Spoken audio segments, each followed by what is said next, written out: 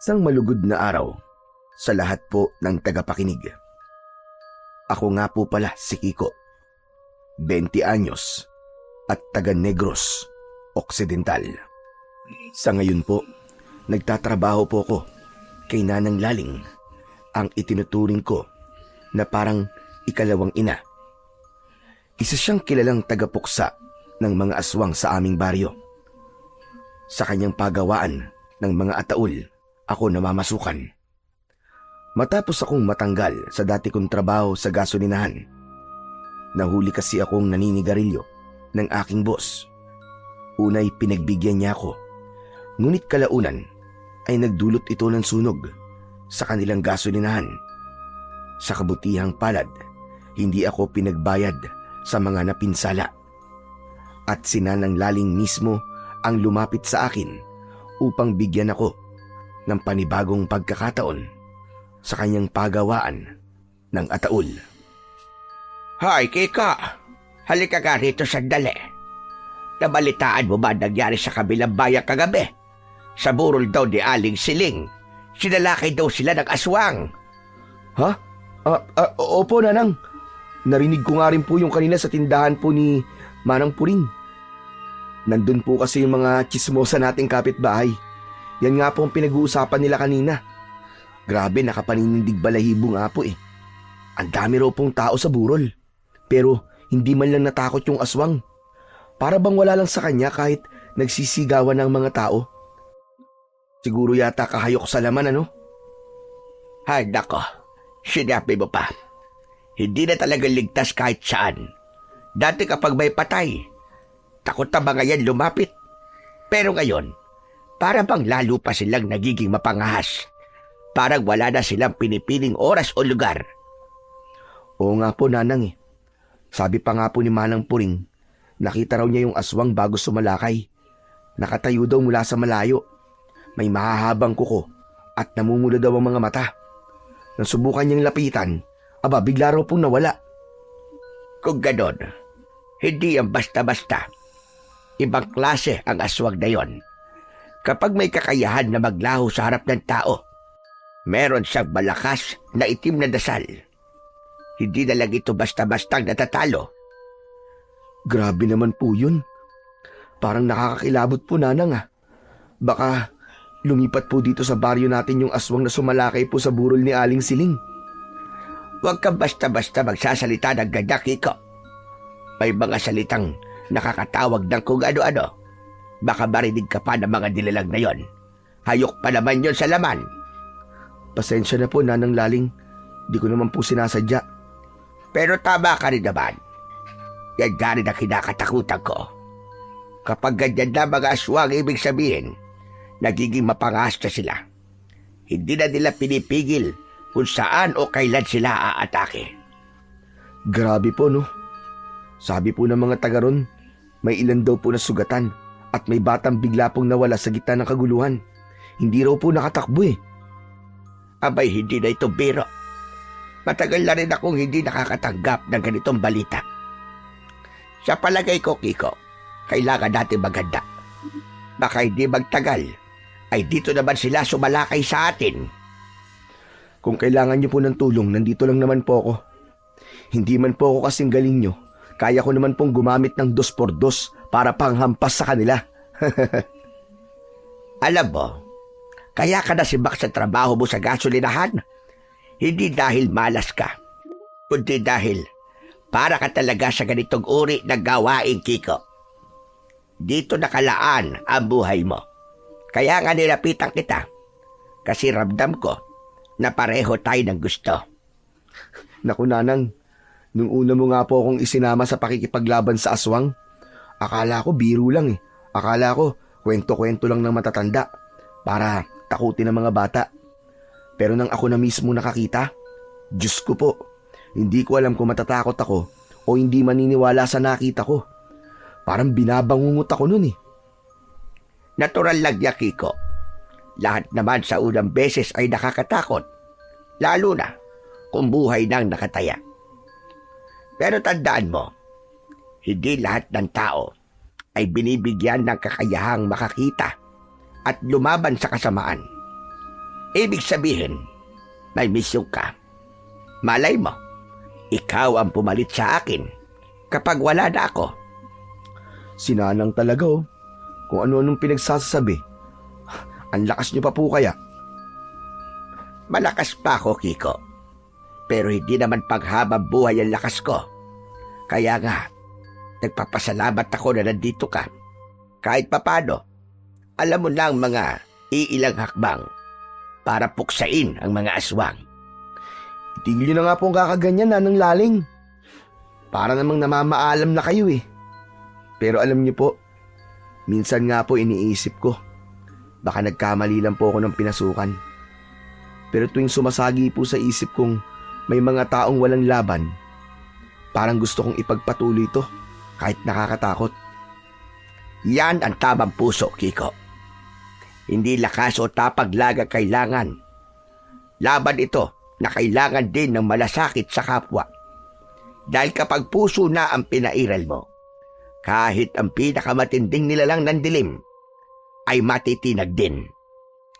Nanang, minsan nga po ay napapatanong ako sa sarili ko kung hanggang kailan natin to gagawin. Hindi po ba kayo napapagod? Napapagod din naman ako, Kiko. Pero hindi ako pwedeng tumigil hanggat may inosenteng nabibiktima. Isa pa, ngayon na nandito ka, baka ito na ang panahon para may magpatuloy sa aking sinimulan. Sinanang Laling talaga o yan ka na naman eh. Bakit po ba ako? Naku Nanang, parang di ko kaya yun eh. Kaya-kaya mo, Kiko. Bawat sugat at bawat takot ay patunay na hindi basta-basta sumusuko ang isang tao. Tandaan mo, hindi ka na basta trabahador sa paggawaan ng ataol na ito. Isa ka ng tagapagtanggol ng baryo. Naku kinakamatis na po ang tenga ko sa papuri nyo, pero salamat po Nanang. Hindi ko man po alam ang lahat, pero pangako ko po, hindi ko po kayo bibiguin. Lalaban ako para sa baryo at para sa mga taong umaasa sa atin. Yan ang gusto ko sa iyo, Kiko. Gaya ka rin ng tatay mo.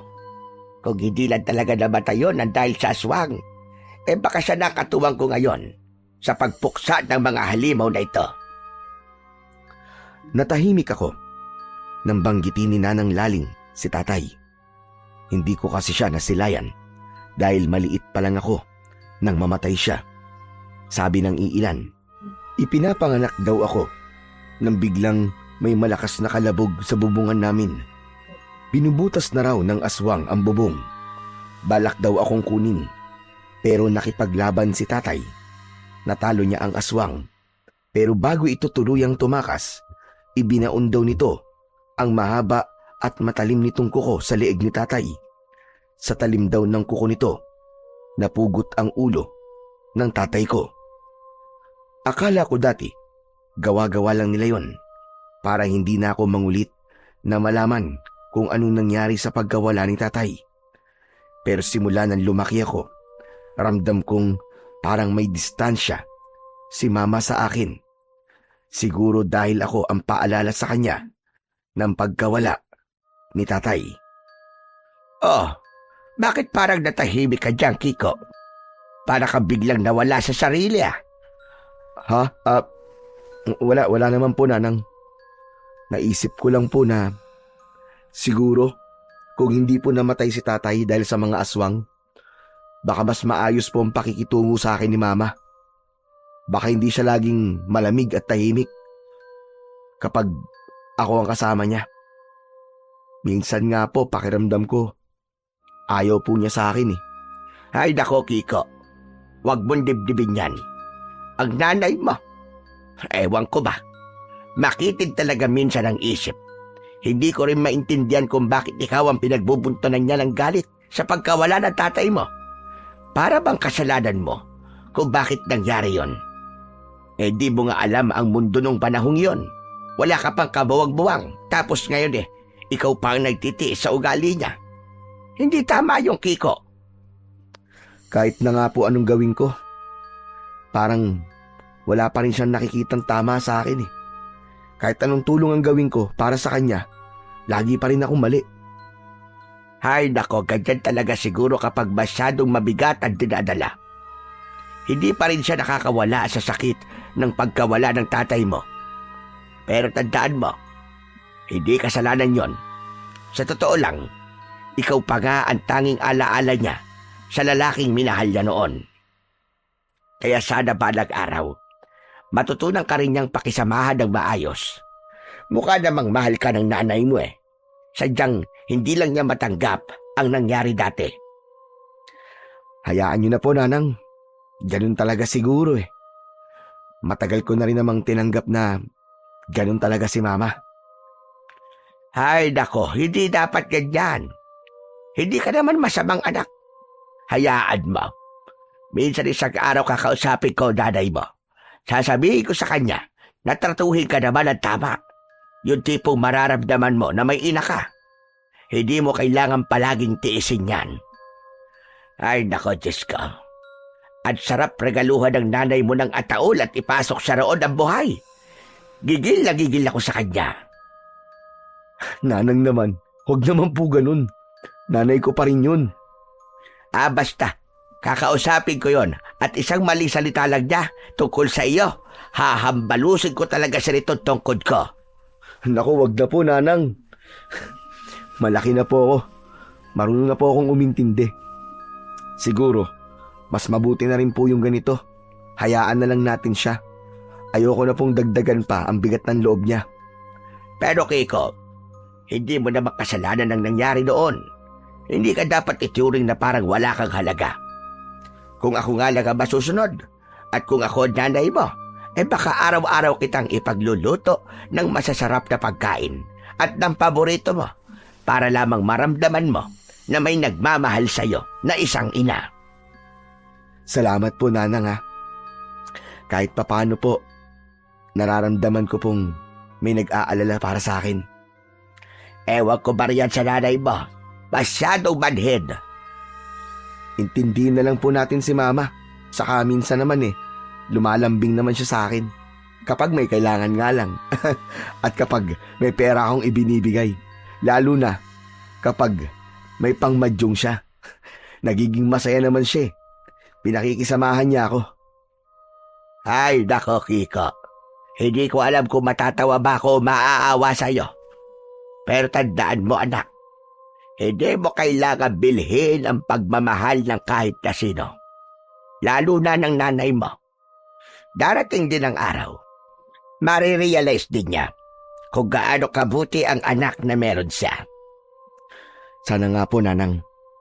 Pero sa ngayon, ayos na po akong ganito. Basta nandiyan pa rin kayo sa akin.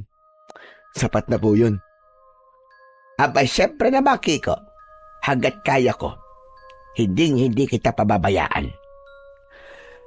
Kung ganun po, wag na lang po natin pagtuunan ng pansin si Mama. Mabuti pa po't. Halina po kayo. Tara na po, Nanang. Kain na po tayo ng tanghalian. Niluto ko po yung paborito niyong ginisang ampalaya.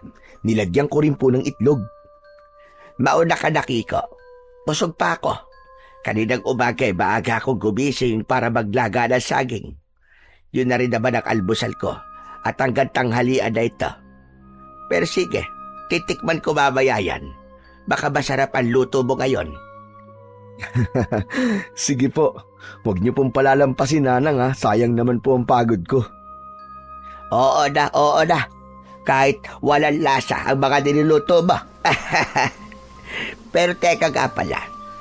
Naalala ko yung itim na ahas na pinaalagaan ko. Mataba na ba yon?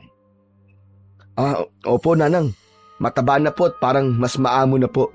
Hindi na po kagaya dati na panay po ang sirit na para pong manunuklaw.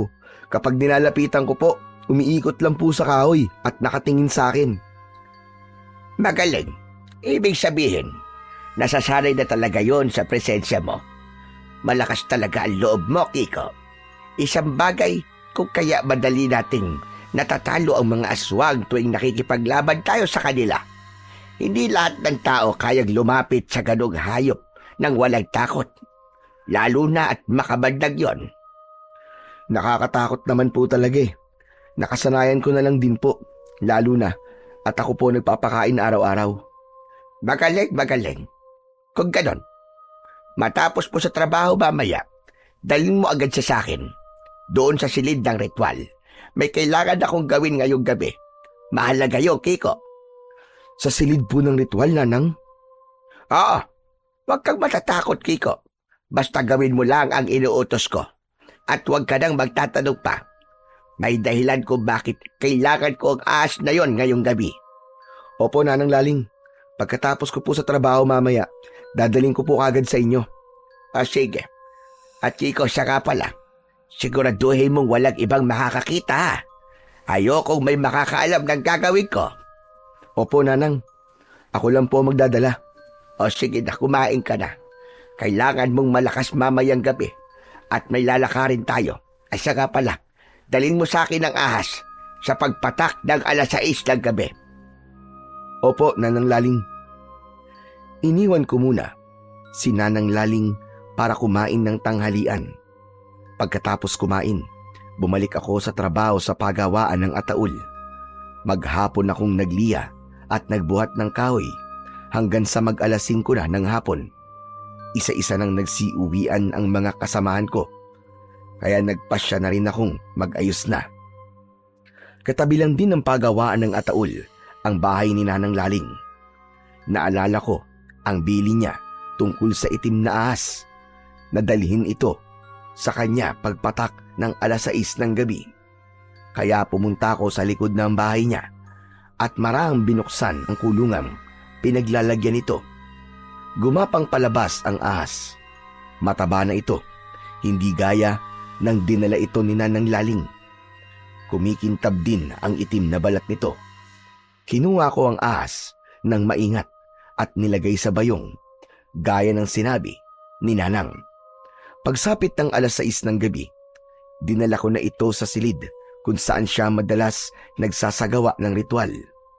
Pagbukas ko ng pinto, bumungad sa akin ang amoy ng insenso at kandila.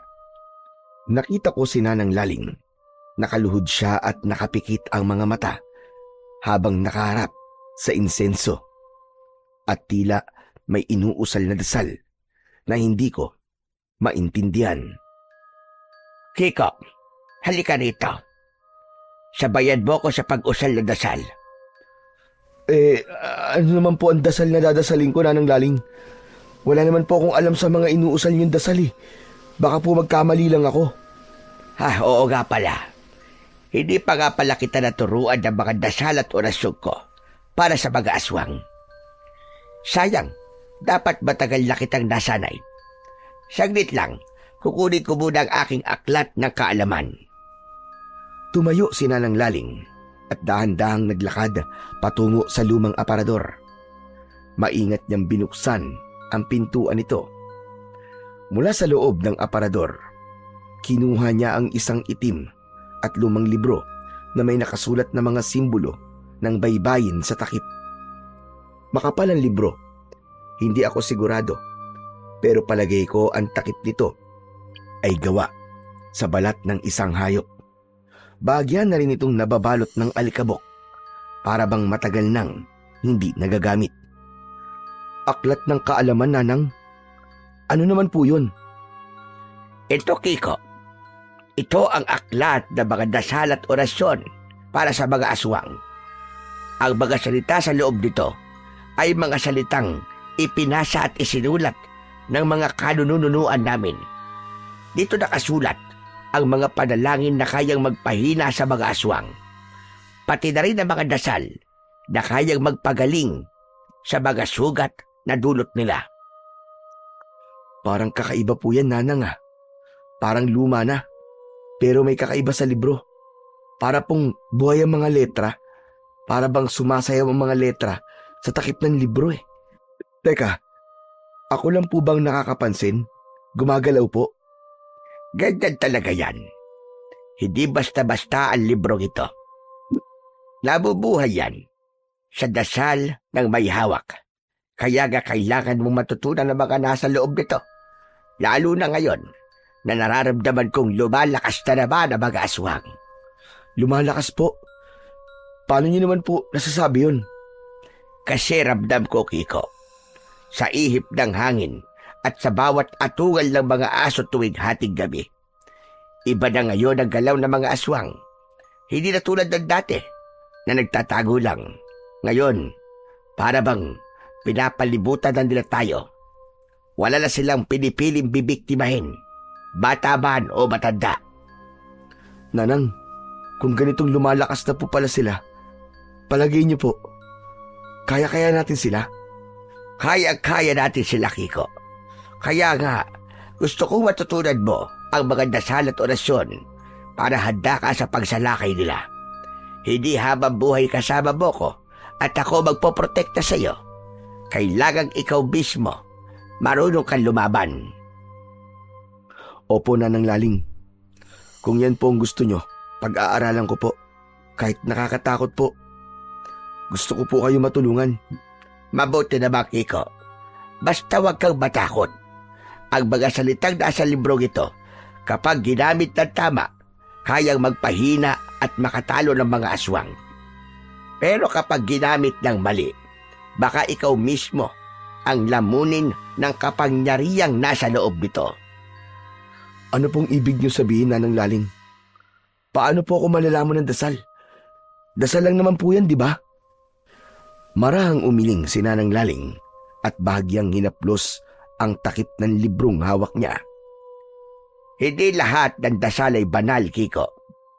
May mga dasal na ginagamit para tumawag ng liwanag. Makakapagpahina o makakapuksa sa mga aswang.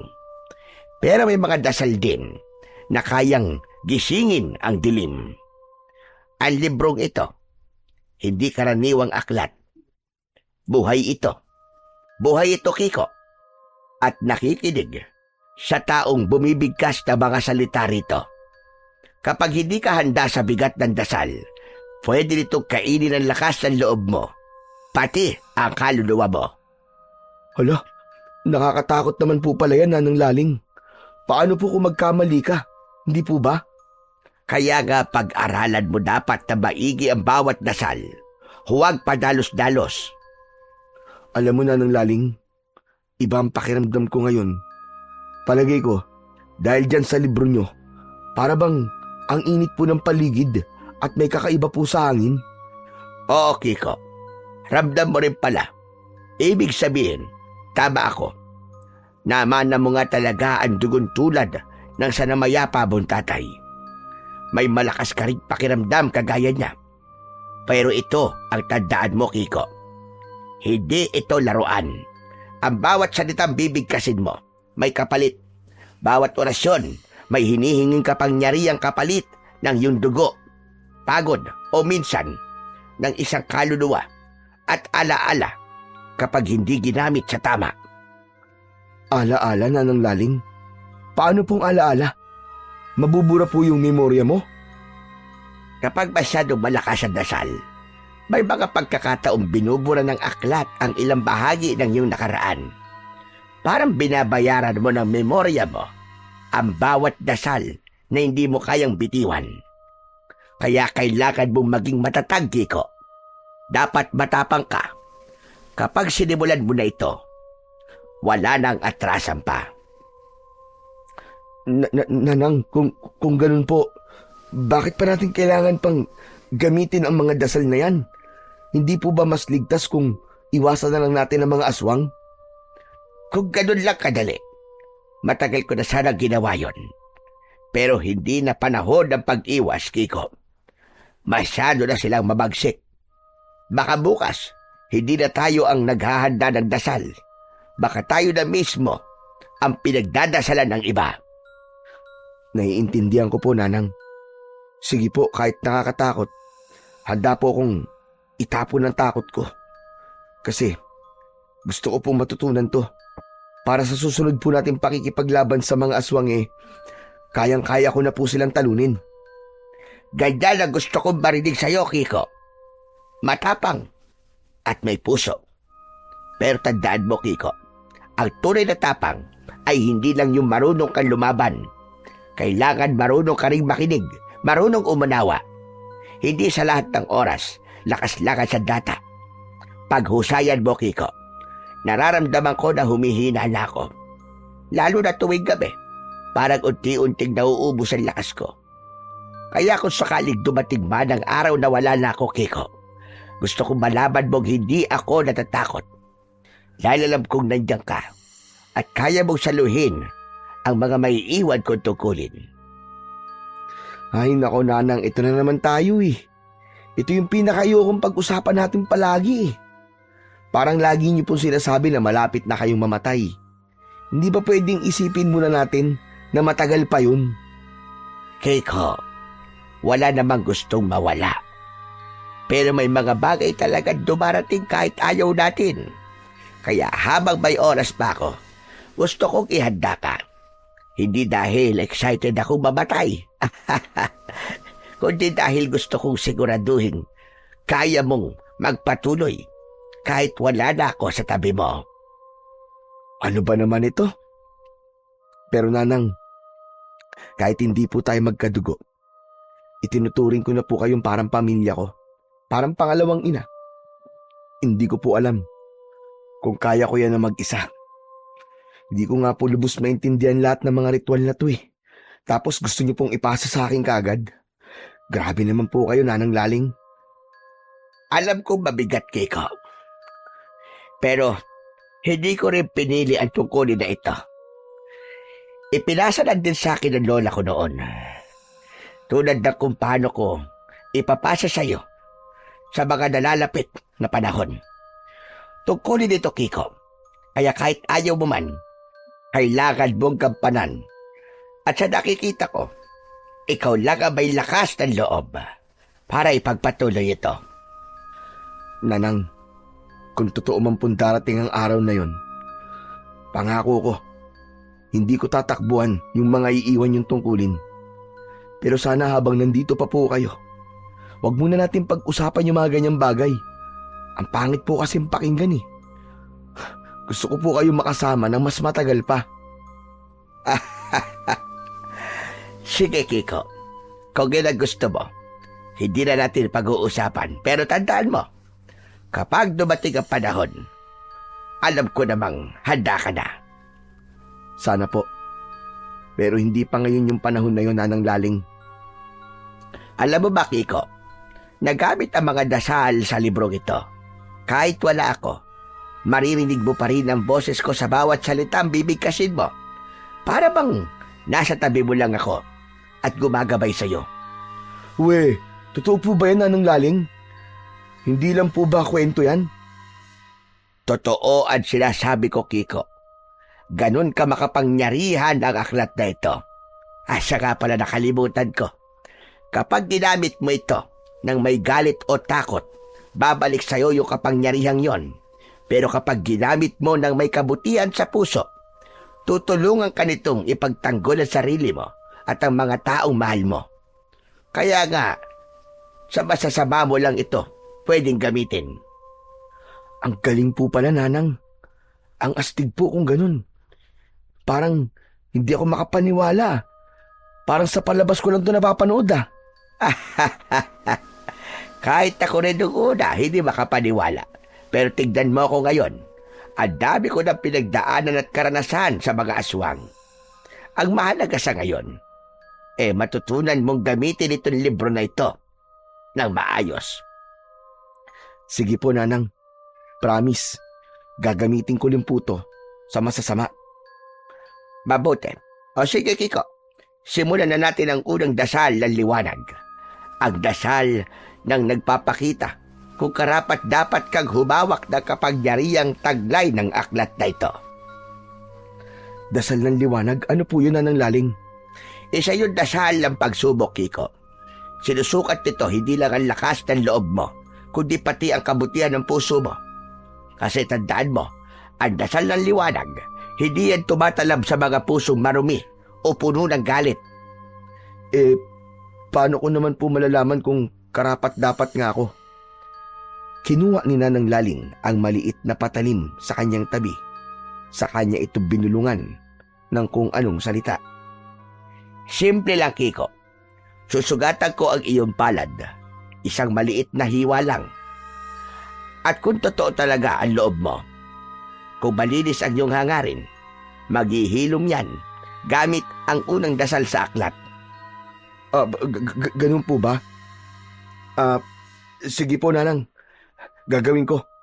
Kahit nakakatakot. Huwag kang matakot, Kiko. Ang sakit na mararamdaman mo ay saglit lang. Pero ang matutunan mo ay panghabang buhay. Handa ka na ba? Opo. Handa na po ako, Nanang Laling. Magaling. Tandaan mo lang, habang binabasa mo ang dasal, isipin mo lang ang liwanag. Huwag kang bibitaw sa paniniwala mo. Kahit maramdaman mong dumadaloy ang init sa sugat mo, doon malalaman kung tunay kang anak ng liwanag o ng dilim. Pero tandaan mo rin, kapag nasimulan na, wala nang atrasan. Hindi ka na basta-basta magiging karaniwang tao. Opo, Nanang Laling. Handa na po ako. Bumuntong hininga ko nang sugatan ni Nanang Laling ang palad ko. Ramdam ko ang hapdi habang dahan-dahan niyang pinapatak ang dugo ko sa takip ng itim na libro. Pagkatapos ay inutusan niya akong buksan ito. Pagbukas ko ng libro, bigla kong naramdaman ang matinding init na parang nasa loob ako ng lutuan. Gusto ko nang bitiwan, pero naalala ko ang bilin ni Nanang na huwag akong bibitaw kahit na anong mangyari, kaya pinilit ko na magpatuloy. Binasa ko ang mga salitang nakasulat sa baybayin, kahit hindi ko alam kung paano ko yun magagawa. Habang binibigkas ko ang mga salita, may malamig na hangin na dumaan, tapos biglang may liwanag na lumabas mula sa sugat ko. Nasilaw ako sa sobrang liwanag, pero nang unti-unti itong nawala, napansin kong wala na rin ang sugat ko at tuluyang naghilom sa palad ko. Nakangiti si Nanang Laling at ako naman ay natulala sa gulat. Hindi ko akalaing magagawa ko yun. Sabi ko na sa'yo, kagaya ka kita, Kiko. May dugo ka ng liwanag. Nanang Laling, tapos na po ba? Anong tapos? Nagsisimula pa lang tayo. Ano po sunod na gagawin? Kinuha ni Nanang Laling ang isang malaking kawa na nasa sulok ng silid. Sa loob nito ay may mga uling at piraso ng kahoy. Maingat niyang inilagay sa gitna ng sahig. Saka sinindihan. Ilang saglit lang, nagliyab ang apoy at kumalat ang mainit na liwanag sa buong silid. Kumuha rin siya ng baso at itinabi ito sa kawa. Maging ang patalim, ginamit niya kanina panghiwa sa palad ko. Kunin mo ang itim na ahas sa bayong na pinaglagyan mo. Nanang Laling, kinakabahan po ako sa inyo. Ano pong gagawin niyo? Magtiwala ka lang sa akin, Kiko. Alam ko ang ginagawa ko. Nanginginig ang kamay ko nang inabot ko ang bayong na sisidlan ng itim na ahas. Dahan-dahang binuksan yun ni Nanang Laling at maingat niyang hinawakan sa ulo ang gumagalaw pang ahas. Ilang sandali lang, kinuha niya ang kutsilyong nasa tabi at nang walang alinlangang mabilis niyang hiniwa ang ulo nito. Napasinghap ako sa gulat habang ang ulo ng ahas ay hinagis niya sa nagliliyab na apoy sa kawa. Umalingasaw ang amoy ng nasusunog na balat nito. Kinuha naman ni Nanang Laling ang isang baso at sinahod doon ang tumutulong dugo ng ahas. Nang tuluyang maubos ang dugo, isinunod niyang itapon sa apoy ang katawan ng hayop. Matapos yun, itinaas niya ang baso. Parang may dasal siyang binubulong. Sa kanya, pinaikot-ikot ang baso sa apoy bago niya dahan-dahang ininom ang dugo ng ahas. Napatitig na lang ako, hindi makapaniwala sa aking nasaksihan. Nanang Laling, kadiri ka naman. Bakit niyo po ininom ang dugo ng ahas na yun? Hindi ka man lang ba ng diri? Paano kung may kamandag pala yun? Baka mamaya bigla kang tumirik. Hindi ka nga namatay sa pagpuksa sa mga aswang, pero mamamatay ka naman sa kamandag ng ahas. Ay nako, Kiko, huwag kang ang kabahan. Ikaw talaga bata ka, oo. Sinabi ko na sa'yo na alam ko ang ginagawa ko. Kaya manood ka lang at magtiwala. Paano naman po kung hindi kakabahan ng laling kanina lang? Boy pa yung ahas. Ngayon, iniinom niyo ng dugo na parang tubig. May dahilan ang lahat ng ginagawa ko, Kiko. Hindi ako basta lang umiinom ng dugo nang walang dahilan. Ang dugo ng ahas na yan ang isa sa mga sinaunang sangkap ng ritual ng pagpapalakas at paghahanda. Ritual ng pagpapalakas? Bakit hindi na lang po gatas o gamot o kahit sabaw ng manok ang ininom nyo? Bakit kailangan dugo pa ng ahas? Kung pampalakas lang pala, di sana uminom na lang kayo ng vitamins. Yan, walang kasiguraduhan yan eh. Palabiro ka talaga, Kiko. Hindi po ako nagbibiro na ng laling, seryoso po ako. Kung ganun lang sana kadali. Gaya ng iniisip mo baka matagal nang nawala ang mga aswang sa mundo. Pero ang pakikipaglaban sa kanila, hindi lang lakas ng katawan na kailangan mo ring linisin ang kaloob-looban mo, ang isipan mo, at sa dugo ng ahas naroon ang kapangyarihang yon. Ano naman pong kinalaman ng dugo ng ahas sa paglilinis po ng loob? Ang alam ko po sa ahas tuso yan, mapanganib, at puro kamandag. Tama ka riyan. Tuso at mapanganib nga sila. Pero may hindi alam ang karamihan. Ang ahas, Kiko, ay simbolo rin ng pagbabagong buhay. Bawat taon, kapag nakita mo ang ahas sa gubat, mapapansin mong naglalagas sila ng balat.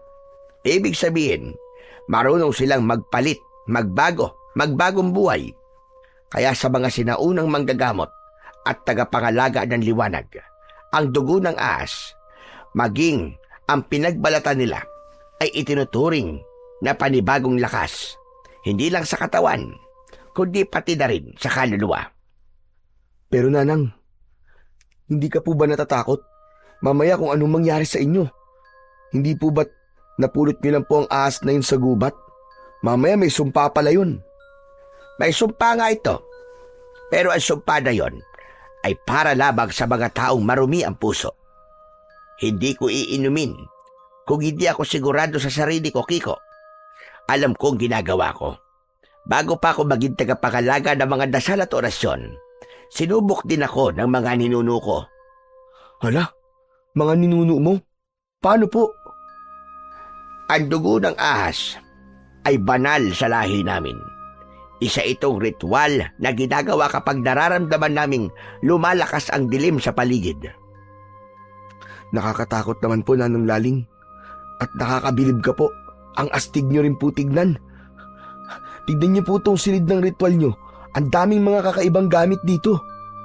Akala ko dati, puro pampataboy lang ng lamok ang mga yan . Yung pala, may ibang paggagamitan para dyan. Nako, Kiko. Kung lamok lang ang kalaban natin, matagal na sana akong nagpahinga. Pero ang kalaban natin, Kiko, ay mga nilalang na ang laman ay galit, inggit at gutom. Pero Nanang, hindi niyo po ba naiisip na parang delikado? Hindi ka ho ba natatakot? Parang ni minsan, hindi pa kita nakitang natakot. Natatakot din ako, Kiko. Lahat naman ng taong lumalaban sa aswang ay natatakot. Pero alam mo kung ano ang pagkakaiba ko? Hindi ako nagpapakain sa takot ko. Ginagawa ko pa tong sandata. Dahil kung hahayaan mo lamunin ka ng takot, mas madali kang lalamunin ng dilim. Nanang Laling, kapag po ba uminom po kayo ng dugo ng ahas, parang panibagong lakas na po yun sa inyo? Oo, pero hindi ibig sabihin na pwede kong gawin ito kahit kailan ko gusto. Bawal abusuhin ng kapangyarihan ng dugo. Kapag sobra-sobra, nagiging lason din. Gaya nga ng sabi mo, makamandag, di ba? Kaya may tamang panahon lang kung kailan ito iniinom. Gaya ngayon, kapag bilog lang ang buwan. Kaya pala, kagabi pa po kita naririnig na may binubulong habang nakatitig sa buwan. Akala ko po nagdadasal lang po kayo. Nagdadasal nga ako, Pero hindi lang basta orasyon. Kinakausap ko ang mga ninuno.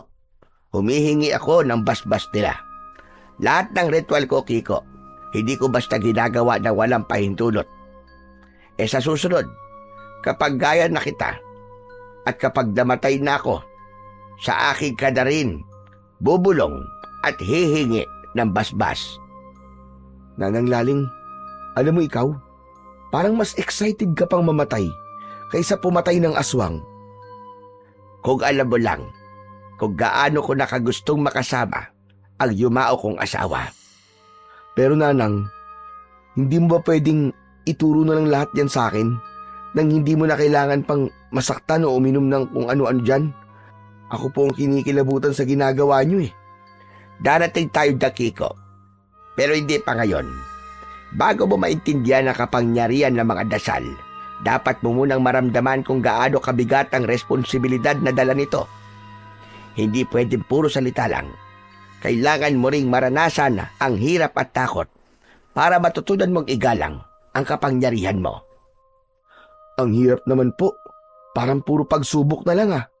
Ganyan talaga ang landas ng mga tagapangalaga. Ano po ba yung una niyong naramdaman nung una kong uminom ng dugo ng ahas? Ang unang beses akala ko mamamatay ako. Mainit, parang sinusunog ang lalamunan ko. Lahat ng laman ko parang nilalamon ng apoy. Pero habang tumatagal, naramdaman kong parang may dumadaloy na kakaibang lakas sa akin. Naramdaman kong konektado ako sa paligid. Aba, parang magic ano po? Hindi, mas malalim pa roon. Ang galing naman po.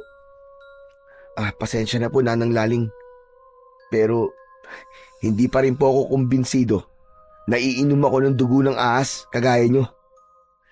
Hindi ko naman sinabi na kailangan mong gawin yon sa ngayon. Darating ang panahon, kapag naramdaman mong kailangan mo ng lakas na higit pa sa lakas mo ngayon, saka mo maiintindihan kung bakit ko to ginagawa. Kadiri naman po kasi. Biruin nyo dugo ng ahas, tapos parang tubig lang sa inyo. Hindi ka maniniwala. Nung panahon ng mga ninuno namin, ang mga dating tagapuksa ng aswang ay hindi dugo ng ahas ang iniinom.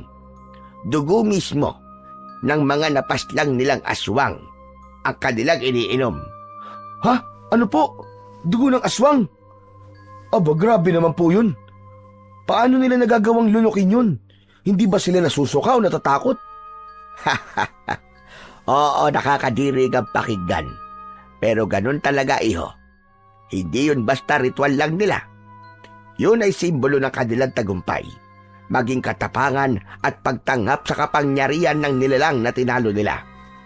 Kapag ininom nila ang dugo ng aswang, para nilang sinasabi sa dilim na hindi mo ko kayang lamunin. Ako ang lulunok sa'yo. Aba, ibang klase pala yung mga ninuno nyo, Nanang Laling. Hindi lang matapang, parang wala nang kinatatakutan na ba? Pero matagal lang natigil ang ganoong paniniwala dahil maaaring magising ang dugo ng mga aswang sa umiinom nito. Ha? Totoo po? May mga pagkakataon ding nangyayari yung Kiko. Hindi lahat ng umiinom ng dugo ng aswang ay nagtagumpay. Ang iba, hindi kinaya ang dilim ng kapangyarihan. Ang dilim na dapat nilang talunin, pero sila mismo ang nilamon. Kaya nga itinigil na yon ng mga bagong tagatugis ng aswang dahil lubhang delikado. Kaya pinalitan nyo na lang po ng dugo ng ahas. Tama. Ang ahas ay sagisag ng pagbabago. Hindi na kamatayan. May lason man, pero may lunas din sa sarili niyang katawan. Paano po kung hindi uminom ng kahit na ano? Hindi ba pwedeng dasal lang po? Sa perpektong mundo, oo. Sapat na sana ang dasal. Pero sa mundong ginagalawan natin, hindi lang mga salita ng dasal o orasyon sa aswang ang kayang pumuksa ng dilim. Kaya nga ngayon pa lang, sinasanay na kita. Kasi balang araw, ikaw na ang haharap sa mga nilalang na yon. At kapag dumating na ang oras na yon, gusto kong maramdaman mong kaya mong lumaban. Kahit walang Nanang Laling na kasama mo. Sana matagal pa po ang araw na yon, Nanang Laling. Sa ngayon po, baka hindi ko pa po kayanin. Kahit nga po siguro dugo ng butike ang ipainom niyo sa akin eh. Talagang aayawan ko eh. Sira ulo ka talaga, bata ka. Biro lang po. Naiintindihan ko po, Nanang Laling. Pero Nanang, huwag ka sanang mawala ka agad ah. Hindi ko po kaya na mag-isa. Hindi naman ako agad mawawala, Kiko. Pero gaya ng lahat ng bagay sa mundo, may hangganan din ang oras ko. Kaya habang nandito pa ako, abay matuto ka. Abay obserbahan mo ko. Alamin mo ang bawat dasal, bawat ritual. Kapag dumating ang panahon, gusto kong maramdaman kong hindi masasayang ang lahat ng tinuro ko sa'yo. Dahil kung hindi talaga, momultuhin kita. Hindi kita patutulugin. Opo, Nanang. Pangako ko po yun. Mabuti. O ngayon, magpahinga ka muna. Sige po, Nanang Laling. Matutulog na po ako. Sige na, Kiko, magpahinga ka na. Marami pa tayong gagawin bukas. Nanang Laling, salamat po ah. Kahit nakakatakot kayo minsan eh. Gusto ko yung mga tinuturo nyo. Wala yung Kiko. Matulog ka na nang may lakas ka para bukas. Dahan-dahan akong lumapit sa pinto. Saglit akong natigilan at tumingin muli kay Nanang Laling. Abala na siya sa pag-aayos at pagliligpit ng mga gamit niya para sa ritual. Sige po, Nanang, mauna na po ako. Pero Nanang, kung sakaling makagawa po ako ng ritual na pampalakas gamit ang gatas at kape, ipapainom ko po sa inyo para hindi na po kayo iinom pa ng dugo ng ahas. Ay nako, Kiko. Akala ko seryoso sasabihin mo. Kung ganyan ka magpatawa, siguradong hindi nalalapit ang mga aswang sa atin. Ang sagwa! Nagtawanan pa kami ni Nanang Laling bago ko tuluyang lumabas ng silid. Pagdating ko sa kawayang higaan, humiga ako kagad pero hindi pa rin mapakali ang isipan ko sa mga sinabi niya. Paulit-ulit kong naiisip kung paano ko nagawang pagalingin ang sugat sa kamay ko gamit lang ang dasal niya. Hanggang ngayon, parang panaginip pa rin sa akin na ako raw ang papalit sa kanya bilang tagapuksa ng mga aswang kapag wala na siya. Ang bigat pakinggan ng tungkulin na yon. Parang hindi ko kakayanin, pero kung sakaling dumating ang araw na kailangan ko talagang harapin yon, handa akong subukan. Ipinikit ko na ang mga mata ko at handa na sanang matulog nang marinig ko ang malakas na sigaw ni Nanang Laling. Mula sa labas ng bahay, naririnig ko ang boses ni Nanang na parabang nahihirapan siya. Kika! Lumabas ka riyan! Tulungan mo ako dito! Dalian mo! Huwag kang kukupad-kupad! Diyos ko! Ano po ba nangyayari, Nanang? Bilisan mo! Huwag kang lalabya-labya riyan! Dalhin mo yung itak sa tabi ng pinto! Agad akong tumakbo palabas. Halos madulas pa sa sahig. Pagbukas ko ng pinto, sumalubong sa akin ang nakakabinging ungol ng isang hayop. Napahinto ako para bang tumigil ang oras sa nakakatakot nitong muka. Para siyang aso, pero may mahabang pangil at nakakakilabot na muka. Sa harap ko, si Nanang Laling, nakahandusay sa lupa. Dinadaganan siya ng isang dambuhalang aso. Itim na itim ang balat nito. Ang mata nito'y mapula at alam kong hindi yun simpleng aso lang. Diyos ko, ano yan? Hindi yan normal na aso Huwag kang tititig sa mga mata niya, Kiko. Bilisan mo yung itak! Dalhin mo rito! Nanginginig akong tumakbo. Kinuha ko ang lumang itak sa tabi ng dingding ng pintuan ni Nanang Laling. Halos mabitiwan ko yun sa panginginig ng kamay ko. Kahit ilang ulit na kaming lumalaban sa mga aswang, hindi ko pa rin napigilan ang hindi matakot at manginig tuwing ginagawa namin to. Heto na po, Nanang Laling! Ihagis mo sa akin! Bilisan mo! Hinihagis ko ang itak na salo ni Nanang Laling at agad niyang hinampas ang dambuhalang aso sa leeg. Umalingaw-ngaw ang sigaw ng halimaw. na parabang pinaghalong tahol ng aso at iyak ng tao. Nanang, ayos lang po ba kayo? Umatras ka, Kiko. Huwag kang lalapit. Ngunit hindi ako nakinig. Nakita kong muling sumalakay ang aswang. Tumalon kay Nanang Laling at halos maabot ng pangil ang leeg niya. Mabilis kong kinuha ang isang kahoy na panggatong at inihampas ko ito sa tagiliran ng halimaw. Napasigaw ito bago lumingon sa akin. Layon mo siya! Ako ang kalabanin mo, aswang ka! Tumalikod sa akin ang aswang.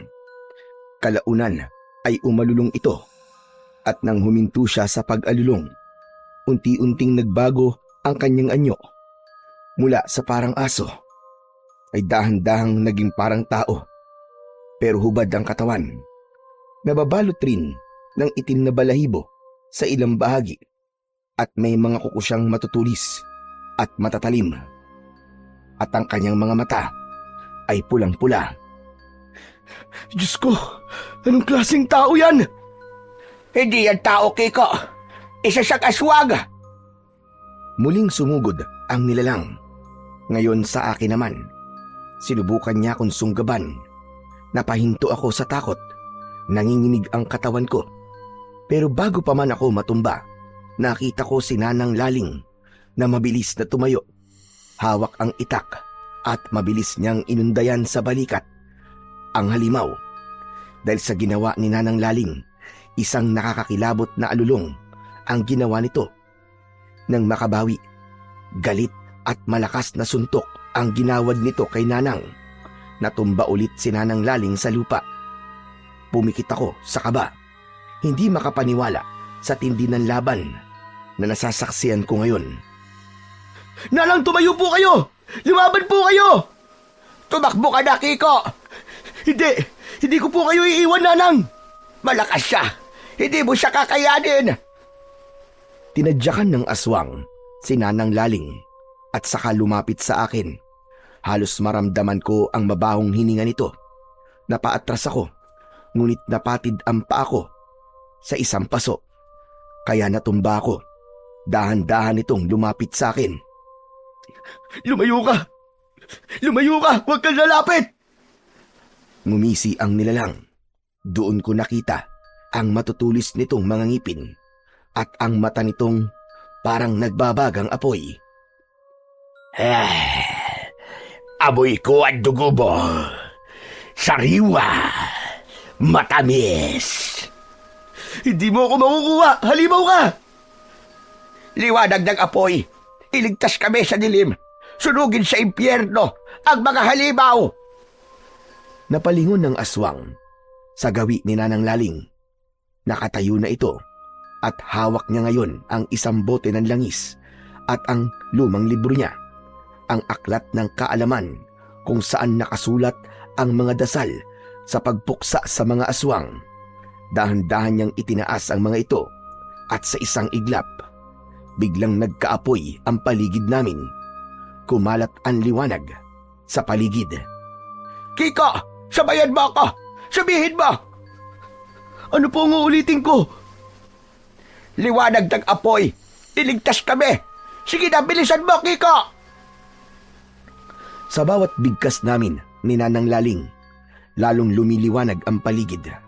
Ang aswang ay napapaatras. Kahit nagpipilit siyang lumapit, parang itinataboy siya ng hindi nakikitang puwersa. Hindi niyo ako mapipigilan. Ang dugo ng tagapuksa ay amin. Babalik ako! Ako ba ang tinutukoy niya, Nanang? Oo, Kiko. Ikaw ang pakay niya. Kaya kailangan mo lumaban. Hawakan mo itong itak at huwag kang bibitiw. Kinuha ni Nanang Laling ang itak at iniabot sa akin. Pero bago niya ito ibigay pabalik, dahan-dahan niyang sinugatan ang palad ko. Ang dugo ay tumulo sa bakal ng itak at maingat niyang ikinalat ito. Parang may kakaibang enerhiya akong naramdaman sa ginawa na yon ni Nanang Laling. Sigurado kung isang hampas mo lang yan sa halimaw, mapapasigaw na siya sa sakit. Lalo at may dugong liwanag na yan. Sige po. Hoy, aswang! Kung gusto mong dugo ko, halika! Kunin mo! Muling sumugod ang aswang sa akin. Mabilis at mabangis ang galaw nito na para bang kapag nahuli niya ako, talagang lalasug-lasugin niya ako. Pakiramdam ko nga ng mga sandaling yun.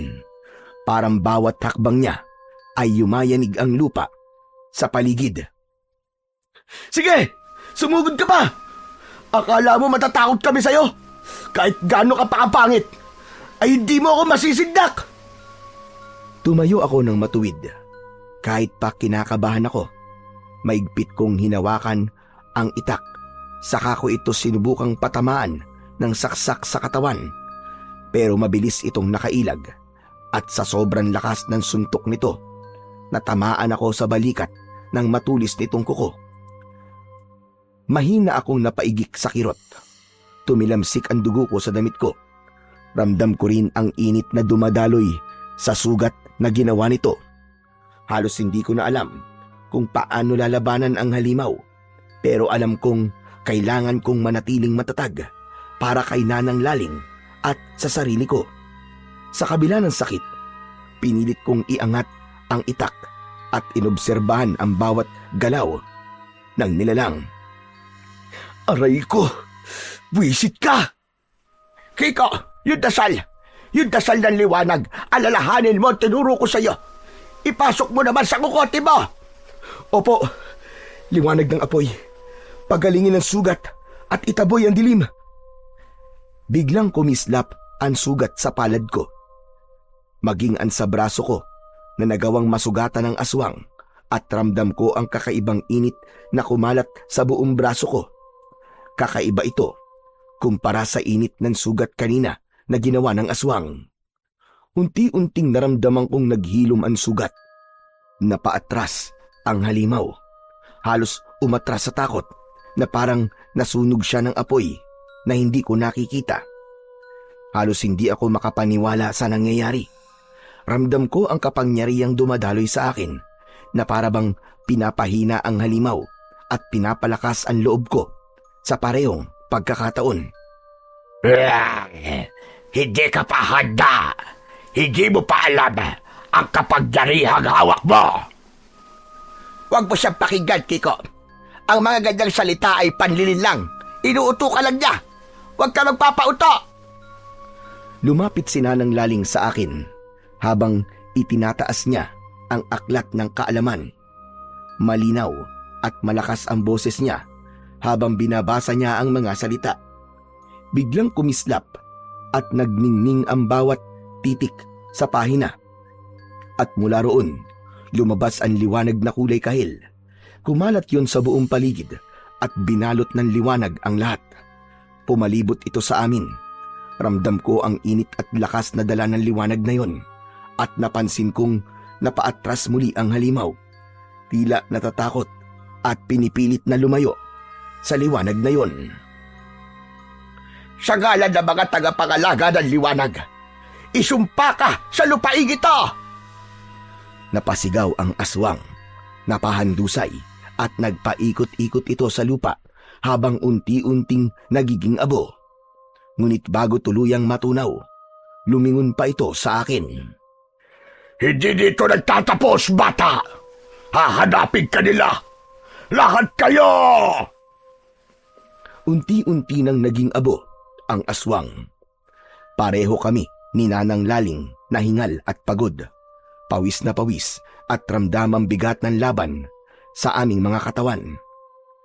Tahimik kaming nakatingin sa paligid. Ramdam namin ang katahimikan, ngunit alam naming hindi pa tapos ang panganib na maaaring bumalik. Napabuntong hininga na lang ako habang pilit naming pinoproseso ang lahat ng nangyari sa gabing yun. Nanang, tapos na po ba? Oo, pero hindi ibig sabihin ligtas na tayo.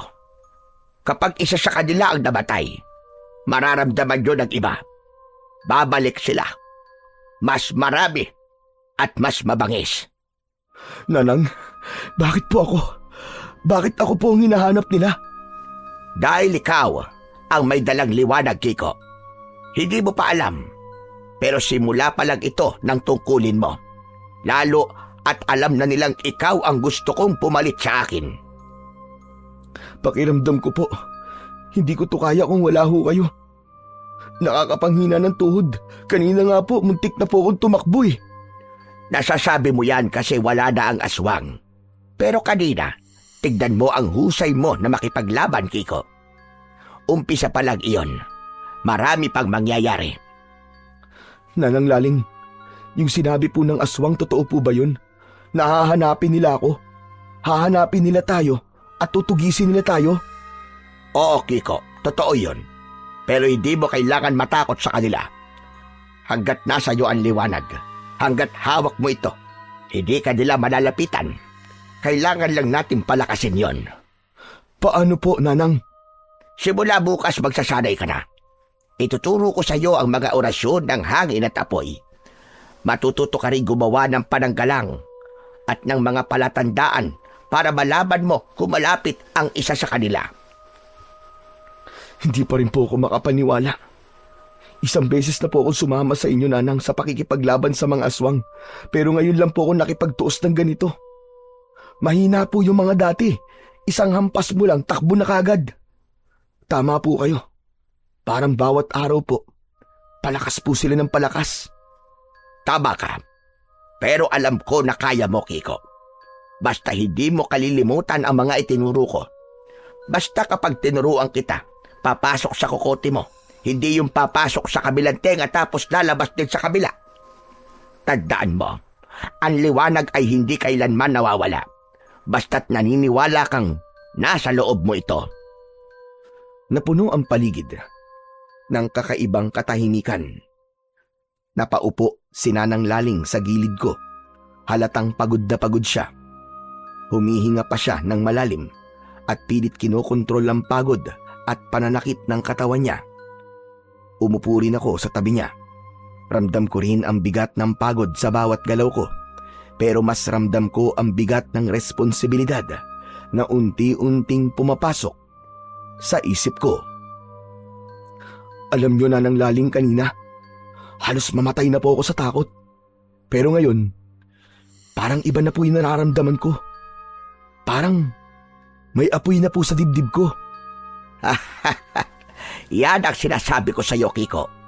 Ang tapang ay hindi basta tinuturo sa sarili. Natutuklasan mo yan kapag panahon na. At ngayong gabi, napatunayan mong isa ka na sa amin. Nanang Laling, kung babalik sila, lalaban tayo. Kayang-kaya natin sila. Ako pa ba? Bukod sa gwapo na, malakas pa. Oo na. Pumasok na tayo sa loob. Ang lamig na rito sa labas eh. Baka pinasok na ng hangin ang utak mo. Hala siya, grabe ka naman sa akin, Nanang Laling. Pero sige po, giniginaw na rin po ako eh. Kinabukasan, maaga akong naghanda. Maaga rin akong gumising dahil maraming gagawin sa paggawaan ng ataul. Si Nanang Laling naman ay abala sa pag-aayos ng mga langis at halamang gamot na panlaban sa mga aswang. Tutok ako sa trabaho nang biglang may marahang tumapik sa balikat ko. Napalingon ako at bumungad sa akin ang isang matandang lalaki na may daladalang kariton at rambutan. Kasama niya ang isang batang mga nasa 17 anyos, payat, madungis, at kung makatitig ay parang galit. Iho, bumili ka na nitong rambutan namin. Matabis to, bagong pitas lang. Hindi ko alam kung bakit, pero bigla akong nakaramdam ng kakaibang lamig sa batok ko. Parang may kung anong mabigat sa hangin. Napatitig ako sa matanda. May kung anong kakaiba sa paraan ng pagtingin niya. Parang sinusuri ako mula ulo hanggang paa. Palagi naman silang naglalako rito, pero hanggang ngayon parang hindi pa rin ako sanay sa kanilang presensya. Hindi kasi sila ganung kalapit sa mga tao rito. Matapos kasi nilang may mapagbentahan na isa o dalawang tao, agad silang aalis. Ilang araw din silang nawala, kaya nakakagulat na bumalik sila ngayon para magbenta na naman ulit ng paninda nilang rambutan. Pasensya na po lolo Pero wala po akong pera dito eh. Sa susunod na lang po siguro kapag may extra na ako. Ano ba naman yan? Bumili ka na. Kahit isang bungkus lang. Ang dami mo namang ginagawa dyan. Siguradong may kita ka. Nagtatrabaho ko, pero hindi ibig sabihin may pera kagad. Wala pa nga akong sweldo eh. Di utang muna. Babalikan na lang namin bukas. Wag na bata. Ayoko mangutang. Lalo na sa hindi ko kilala. Baka magka-problema pa tayo. Magulat na lang ako. Bigla na lang akong ipatawag sa barangay. Hindi mo kami kailangan bayaran kung ayaw mo. Basta tikman mo lang. Masarap to. Hindi mo pagsisisihan. Grabe naman yan. Anong klaseng maglalako kayo kung hindi nyo pababayaran ang binibenta nyo? Pansamantala muna akong tumigil sa ginagawa ko. Hindi ko alam kung bakit, pero parang ayaw kong tumingin ng direkta sa mga mata nila. Parang may kung anong kumikiliti sa likod ng ulo ko. Hindi ko maipaliwanag na para bang pinaghalong takot at kaba. Pasensya na po talaga lolo. May trabaho pa po ako eh. Marami pang kailangan tapusin. Ang dami mo namang dahilan. Isa lang naman eh. Aba teka lang. Kung ayoko, wag mo akong pilitin. Marami pa namang tao dyan na pwedeng bumili ng paninda yung rambutan eh. Hindi lang naman akong tao sa baryong to. Tahimik silang nagkatitigan ng ilang segundo. Pakiramdam ko, parang bumigat ang hangin sa paligid at ang batang nagbebenta ng rambutan.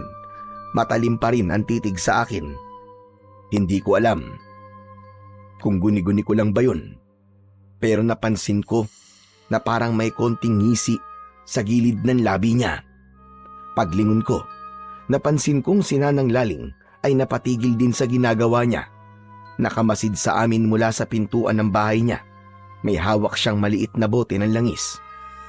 Sige iyo, sa susunod na lang.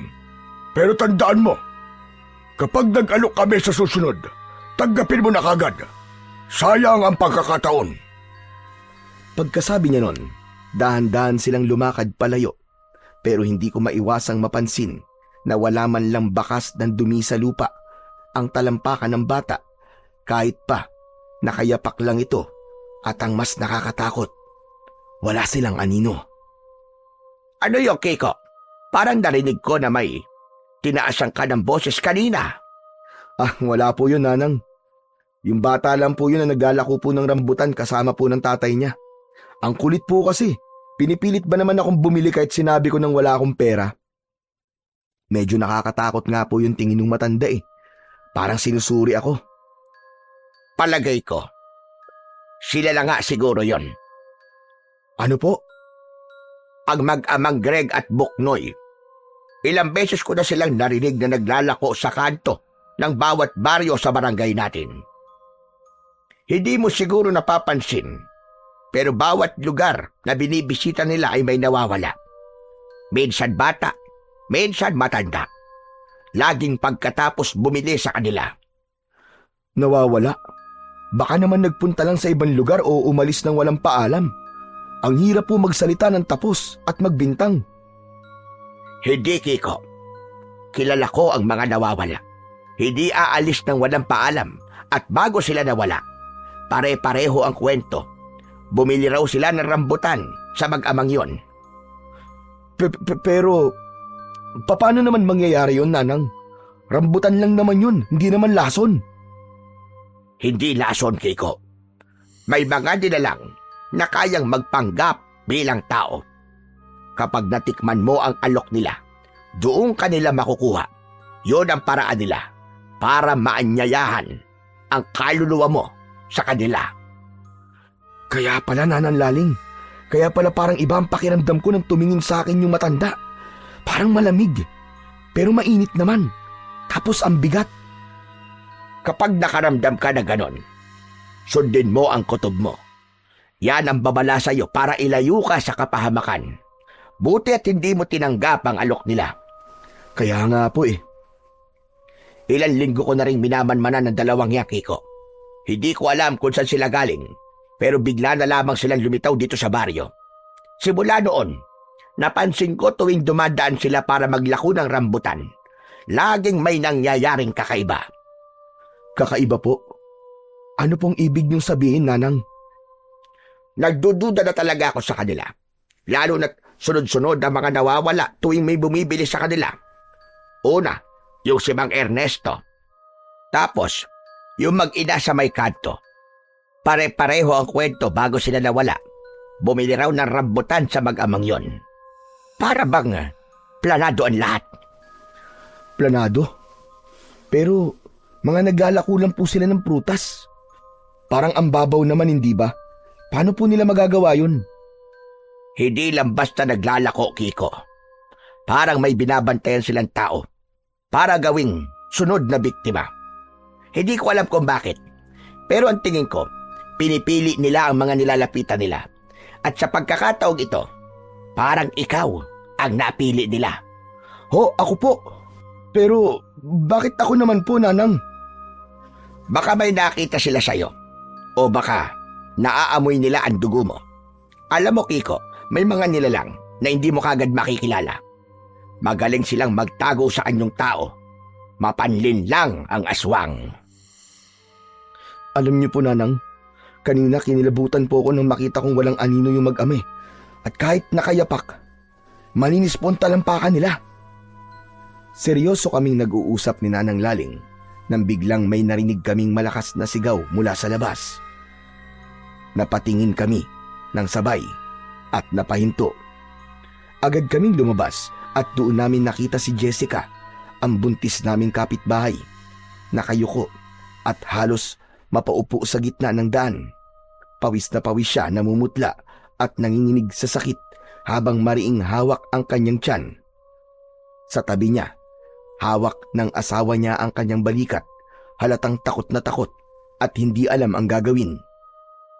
Nagkalat sa lupa ang mga nahulog na rambutan at nandun, ilang hakbang lang ang layo, nakatayo ang mag-amang nagbibenta ng rambutan. Nakatira silang mag-ama sa kabundukan kung saan din sila nagtatanim ng kanilang rambutan na ibinibenta. Mariin itong nakatitig kay Jessica, habang ang anak naman itong si Buknoy ay nakatingin, parang natutuwa pa sa kaguluhang nakikita. Tignan mo nga naman. Mukhang masaya pa talaga sila. Oo nga po eh. Nanang, tignan mo, nakangisi pa. Yung mukha nila, mukhang naka-jackpot eh. Lumakad kami ni Nanang palabas at habang papalapit kami, lalo pang lumakas ang sigaw ni Jessica. Halos gumulong na siya sa kalsada sa sobrang sakit ng kanyang tiyan. Ang mga tao sa paligid ay nagsipagtakbuhan.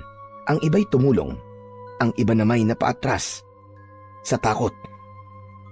Tulungan niyo kami! Tumawag kayo ng masasakyan! Bigla na lang sumakit ang tiyan ng kasama ko! Wala pa naman sa tamang buwan! Tulungan niyo kami! Habang nagkakagulo ang lahat, napansin ko na muling kumukulo ang langis sa kamay ni Nanang Laling. Mabilis ko itong tinakpan ng palad, pero hindi pa rin huminto ang pag-init ng kulo nito. Ito na nga ba sinasabi ko? Lalo pang tumindi ang sigawan at kaguluhan. Ang mga aso sa paligid ay umaalulong kahit tirik na tirik ang araw. Kiko, kumuha ka sa loob ng asin na may basbas at dasal. Bilisan mo! Agad akong tumakbo papasok habang si Nanang Laling ay lumapit kay Jessica at pilit pinakalma ito. Sa gilid, nakikita ko rin na hindi umaalis sa kinatatayuan ang mag-amang Greg at Buknoy. Nakamasid lang, para bang may hinihintay. Nang makalabas ako, agad kong dinala kay Nanang Laling ang asin na sinabi niya. Mabilis niya itong kinuha sa akin at walang pag-aalinlangang isinaboy niya yung kay Jessica habang patuloy itong napapahiyaw sa sakit. Kibayan mo, Jessica! Paglabanan mo! Ngunit kahit paulit-ulit niyang binubudburan ng asin at pinapahiran langi si Jessica, hindi pa rin humuhupa ang sakit. Lalong lumakas ang kanyang sigaw at nakita naming dinudugo na siya. Ang asawa niya ay halos maiyak na sa takot. May masamang nangyayari dito, Kiko. Hindi ito normal na panganganak lang. Makalipas ang ilang minuto, dumating din ang tricycle at mabilis nilang isinakay si Jessica. Patuloy pa rin siyang umiiyak habang yakap ng asawa. Kinabukasan, dumating ang balita mula sa ospital. Nakaligtas si Jessica pero halos mawala ng dugo. Ang mas masakit, ang sanggol na ipinanganak niya ay hindi na umabot. Buhay pa raw sana pero nagkaroon ng komplikasyon sa loob ng sinapupunan. Sa gilid ko, nakita kong nakatayo si Nanang Laling. Wala siyang imik pero mababasa sa mukha niya ang lungkot at pag-aalala. Hindi maaari ito. Iba talaga ang kutob ko, Kiko. Hindi ako mapalagay mula nang nanganak ng biglaan si Jessica. Para bang may kung anong hindi tamang nangyayari. Kahit ako rin naman po, Nanang Laling Hanggang ngayon, nanginginig pa rin po ako kapag naaalala ko po yung itsura ni Jessica. Parang hindi nga po normal ang nangyari. Ilang araw pa lang ang nakakalipas. Malakas at masigla pa siya. Tapos bigla na lamang nangyari yon. Nawala man lang senyales. At yung mag-ama po, nandun po sila, di ba? Kita kong nakatayo lang sa isang tabi. Hindi man lang tumulong. Pero parang aliw na aliw pa sa nangyayari. Yan din nga ang napansin ko. Yung ngisi ng batang yon. Nako, hindi ngiti ng bata yung Kiko. Parang tuwang-tuwa siya sa sakit na nararamdaman ng iba. Ngiting demonyo kung tawagin. Siya nga pala, Kiko. Alam mo ba kung kailan daw ililibing ang sanggol?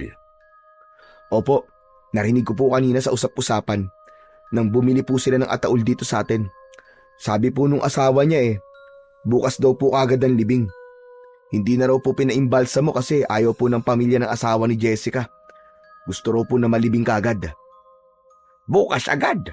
Aba, napakabilis naman. Yun daw po ang gusto nila At saka, kapag pinatagal pa po, babaho daw ang katawan ng bata. Kung yan naman ang gusto ng pamilya nila, ang mailibing kagad ng bata, bakit nga ba tayo tututol, hindi ba? Oo nga po, Nanang Laling. Siguro nga, gusto na lang nilang matapos na ang lahat ng yun. Pero, Nanang Laling, hindi ko pa rin po maiwasan yung pakiramdam po na may maling nangyayari. Kaya nga kailangan nating magmasid ng maigi. Hindi pa tapos ito. May mangyayari pa rin na hindi maganda.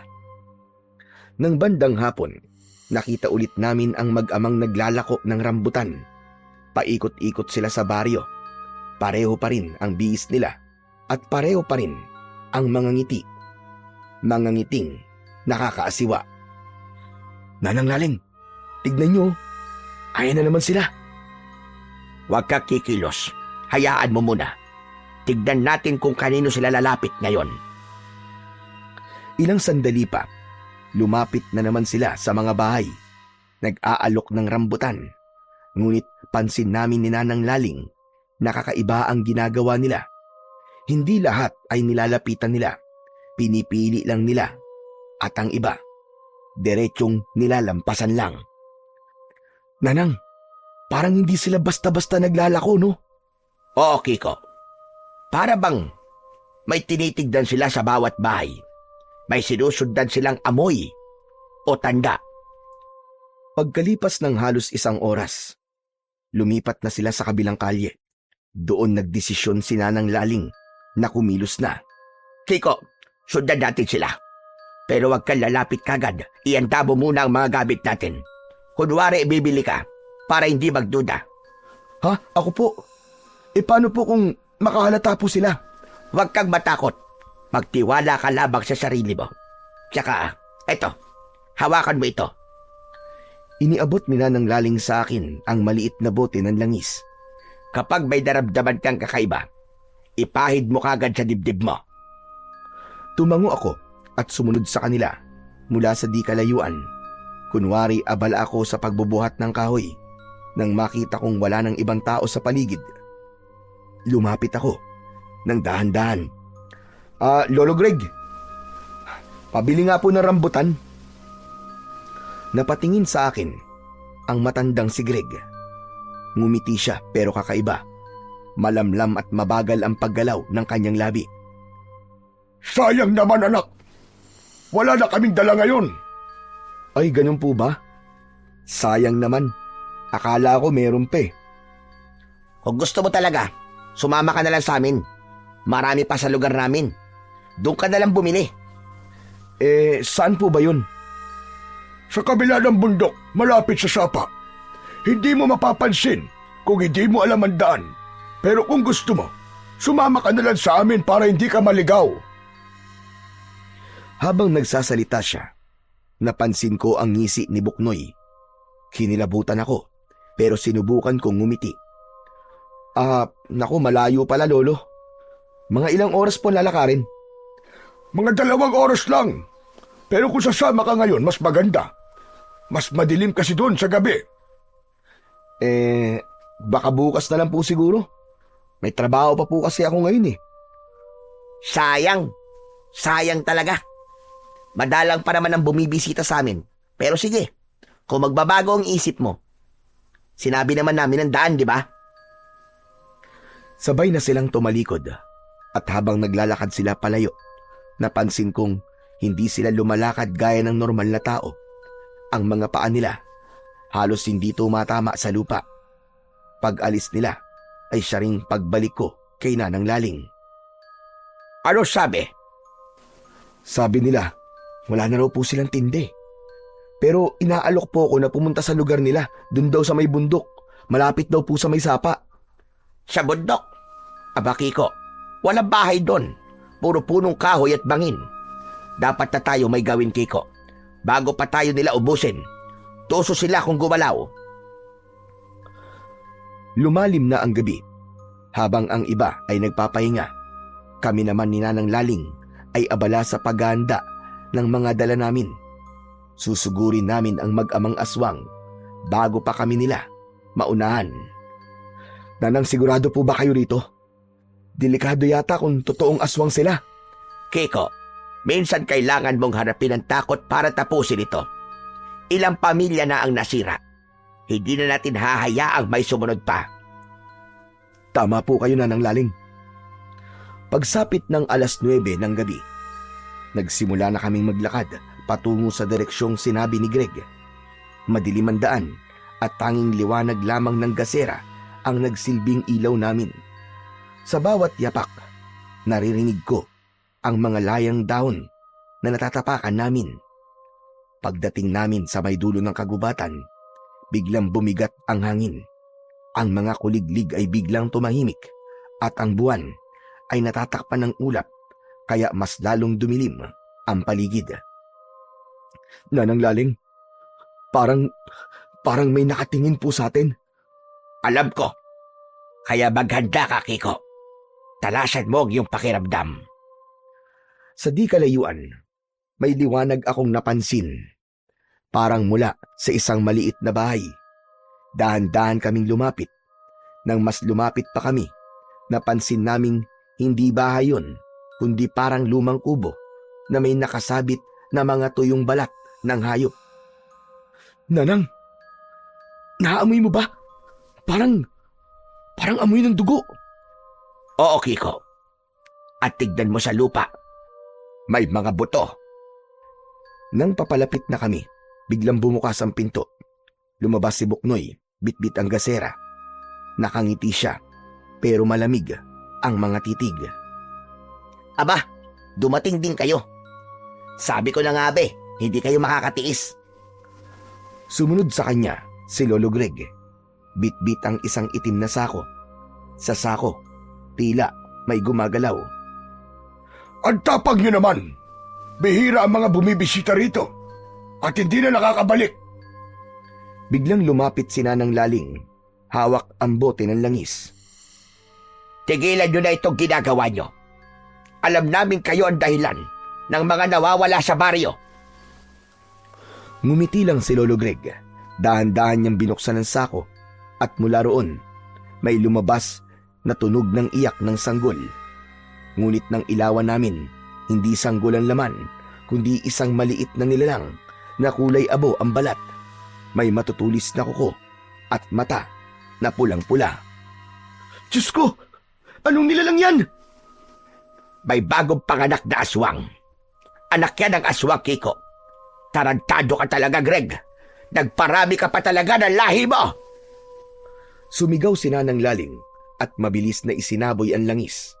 Nagliyab sa ere ang isinaboy nitong langis, pero mabilis na naiwasan yun ni Lolo Greg. Hindi mo kami matatalo, Laling! Matagal na kitang kilala! Alam naming mahina ka na! Mahina pala. Halika't lumapit ka.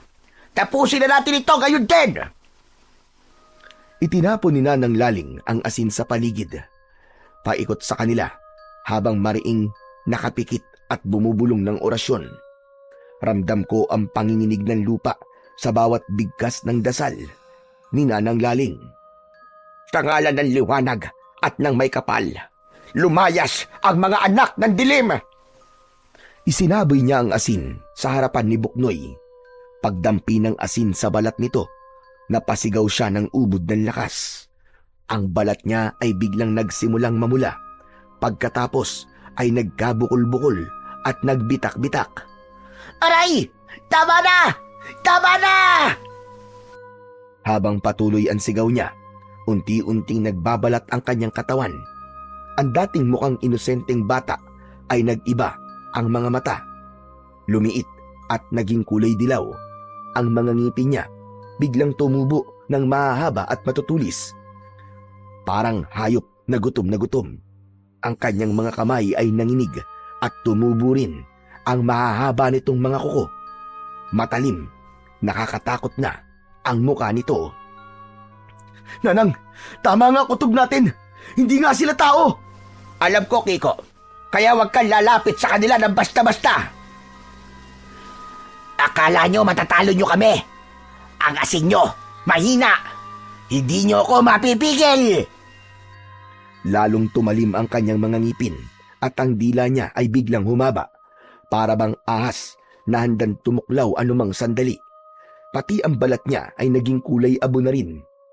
Makinis na para bang balat ng isang paniki. Muling isinaboy ni Nanang Laling ang asin, kasabay ng paghawak sa bote ng langis.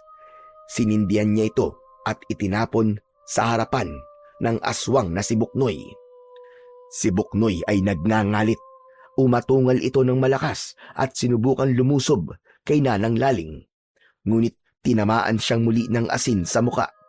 Nagsimula itong umusok at magbalat na parabang sinusunog.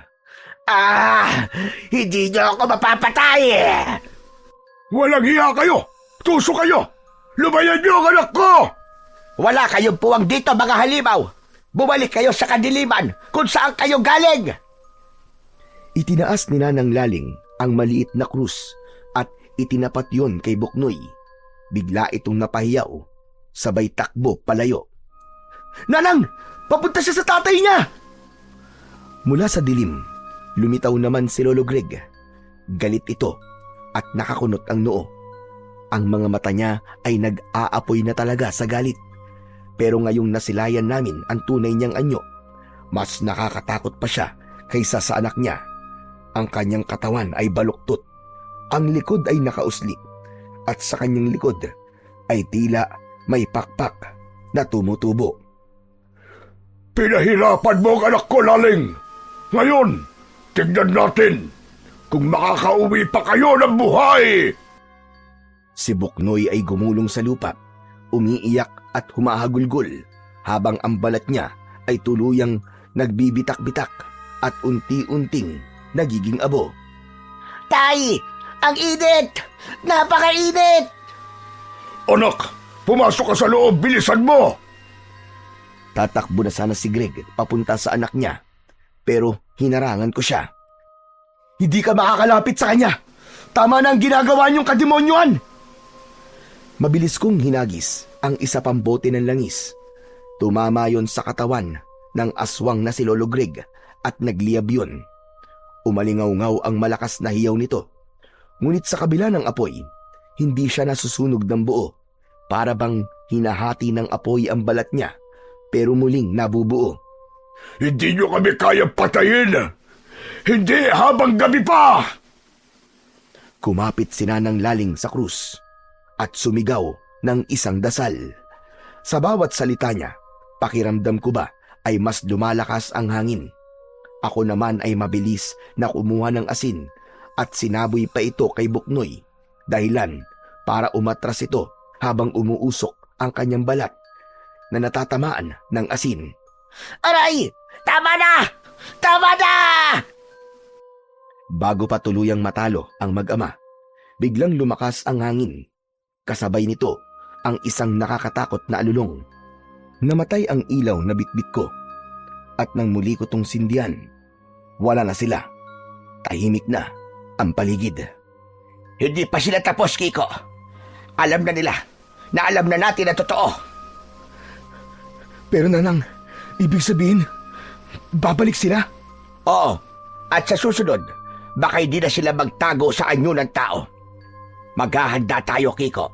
Sa pagkakataong ito, sisiguraduhin natin hindi na sila makakatakas pa. Kinabukasan, naghanda kami ni Nanang Laling. May pupuntahan daw kami pagsapit ng 12:00 ng gabi.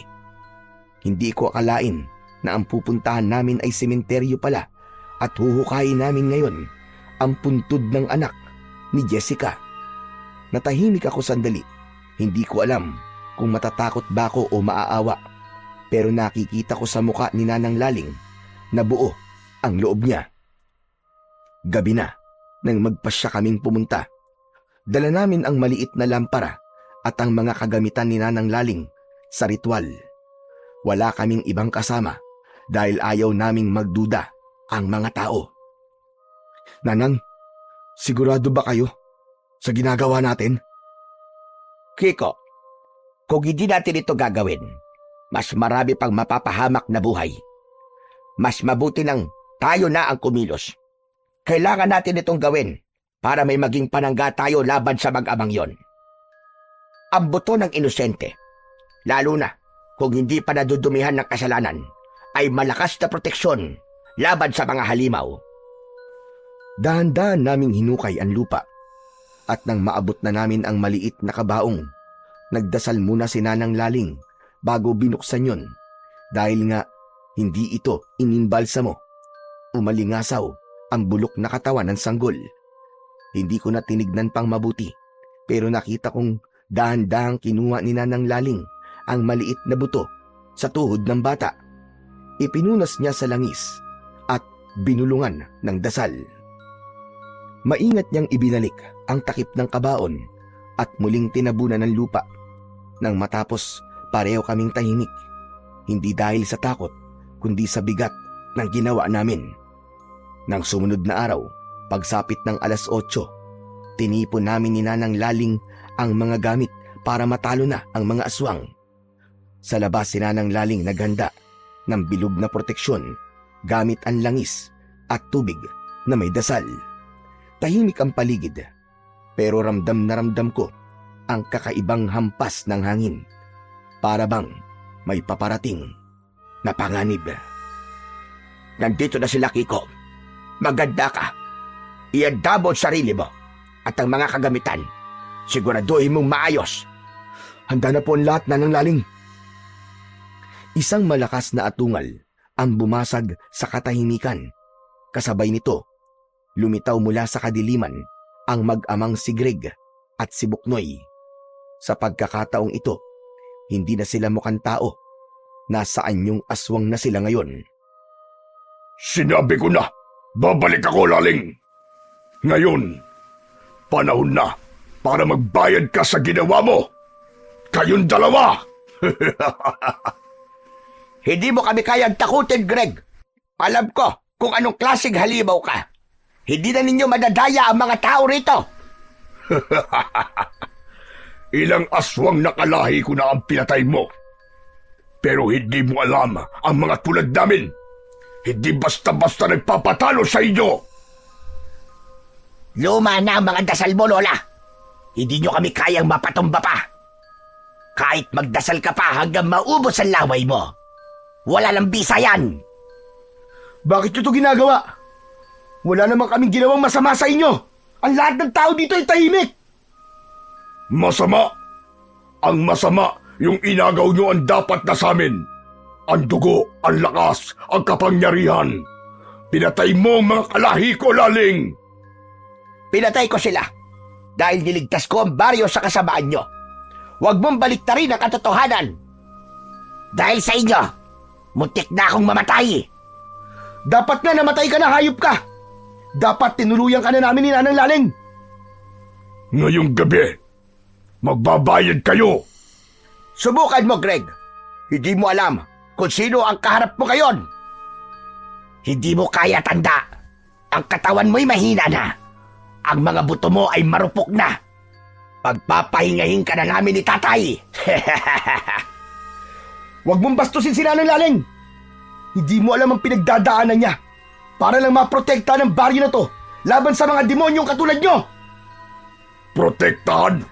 Akala mo ba may saysay pa ang ginagawa nyo? Lahat ng tao rito, isa-isa namin kukunin. Lahat ng dugo nila ay para sa amin lang. Hindi nyo magagawa yan hanggat kami ang umaharang sa inyo. E paano kung simulan namin sa batang yan? Hindi mo ako basta-basta matatakot, tanda. Kung akala mo'y madali mo ako mapapasuko at matatakot sa'yo, nagkakamali ka. Ang tapang mo ah. Alam mo bang pwede kitang lapain sa isang iglap lang? Bakit hindi mo subukan? Sige, gawin mo! Lumipad bigla si Buknoy palapit sa akin. Ang bilis niya, pero nagawa kong umiwas. Halos sumayad ang kuko niya sa pisngi ko. Ramdam ko ang kabog ng dibdib ko, pero hindi ako umatras. Napalunok ako sa kaba, pero agad kong sinabuyan ng asin ang direksyon niya. Sumigaw siya nang dumampi ang asin sa balat at biglang nasunog. Kumalat ang amoy ng nasusunog na balat at halos mabingi ako sa sigaw na pinakawalan niya. Aray! Masakit! Siraulo ka! Yan ang gusto mo, di ba? Ibinigay ko lang ang gusto mo. Nakita kong lumapit si Greg sa direksyon ko. Ang ama niyang aswang, mas malaki ito at mas mabangis tignan. Ang mga mata niya ay parabang nagliliyab at nakakatakot. Tama na laro, Buknoy. Ako na ang tatapos sa kanila. Yun ang akala mo. Kilalanin mo muna ang binabangga mo. Itinaas ni Nanang Laling ang bote ng langis at isinaboy nito yon sa paligid. Nagliyab bigla ang lupa at nagsimula siyang bumigkas ng orasyon. Taliwanag ng langit, itaboy ang mga nilalang ng dilim sa ngalan ng Ama, ng Anak, at ng Espiritu Santo. Habang sinasabi niya yon, nag-umpisa akong magbukas ng aklat ng kaalaman. Nanginginig ang kamay ko, pero pilit kong binasa ang mga salita kahit hirap ako sa pagbabasa ng luma at kupas na titik. Liwanag ng langit, dinggin mo ang panawagan ng mga banal. Itaboy ang kasamaan na nagtatago sa anyo ng tao. Sunugin sila sa impyerno! Muli akong sinugod ni Buknoy. Itinaas ko ang krus at isinaboy ang asin sa hangin. Natigilan si Buknoy sa paglapit nang parabang sumalpok siya sa hangin na parabang may pader. Napaatras siya, pero sa likod ko, biglang lumitaw si Lolo Greg at hinablot ako sa balikat. Ramdam na ramdam ko ang lamig ng kamay niya. Parabang may yelo. Matapang ka, bata. Pero hanggang saan ang tapag mo? Sinubukan kong kumawala, pero mahigpit ang pagkakahawak niya sa akin. Naririnig ko si Nanang sa likod ko, umiiyak habang nagdadasal pa rin. Bitiwan mo si Kiko! Hindi ka makakatakas sa liwanag, Greg! Tigilan mo na yung dasal mo! Matanda ka na! Hindi mo ko matatalo na salita lang! Sumugod siya kay Nanang Laling, pero mabilis itong umilag. Isinaboy niya ang huling patak ng langis sa katawan ng halimaw. Napasigaw si Greg habang umuusok ang balat niya. Tay! Tumakbo siya papunta sa ama niya, pero hinarangan ko siya. Inilapit ko ang krus sa mukha niya at halos pumutok ang ugat sa leeg niya sa galit. Pipira-pirasuhin kita! Humanda ka sa akin! Sinugod niya ako. Sa sobrang lakas niya, halos natumba ako. Pero sinipa ko siya sa tiyan. Natagilid siya pero bumangon kagad. Hinawakan ko ang aklat at buong lakas kong binigkas ang mga orasyon. Umugong ang paligid. May malakas na ihip ng hangin na para bang buhawi ang lumabas. Si Greg ay unti-unting napaluhod. Umatungal siya sa labis na galit dahil hindi siya makalapit sa anak niya. Si Buknoy naman ay sumisigaw habang ang balat nito ay nagsisimula ng pumutok. Para bang binalatan siya ng buhay. Tumigil ka na, Kiko! Itigil mo na yan! Huwag kang titigil, Kiko! Ipagpatuloy mo lang ang pagbabasa ng aklat ng kaalaman!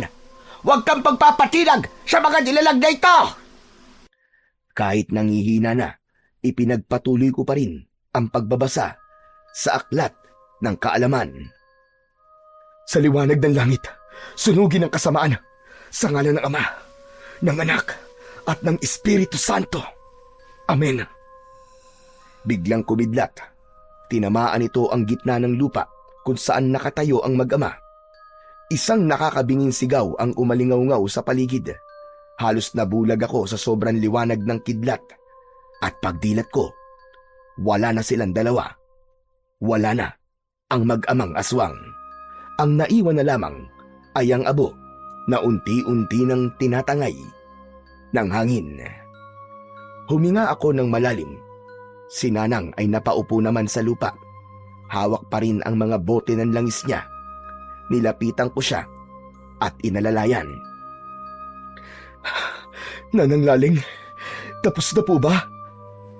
Oo, Kiko. Tapos na. Grabe! Ang galing mo pala, Kiko. Kayo rin naman po, Nanang eh. Nagmana lang po ako sa inyo. Sabi ko naman sa'yo, agad may kabutihan sa puso ng tao, hindi kailanman mananalo ang kadiliman sa liwanag. Dahan-dahan siyang tumayo at inalalayan ko siya.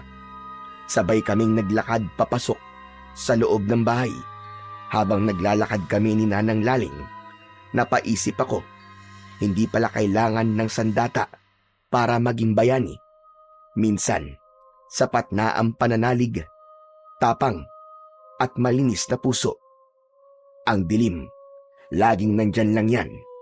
Pero basta't marunong tayong manindigan sa liwanag, hindi ito kailanman magtatagumpay.